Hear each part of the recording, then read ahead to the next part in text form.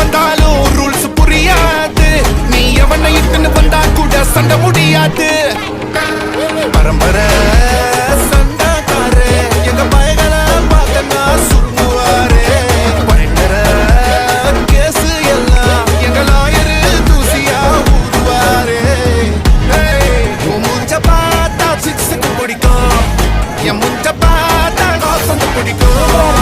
என்ன தடுத்தா என்ன நடக்கும், கலவரம் வெடிக்கும்.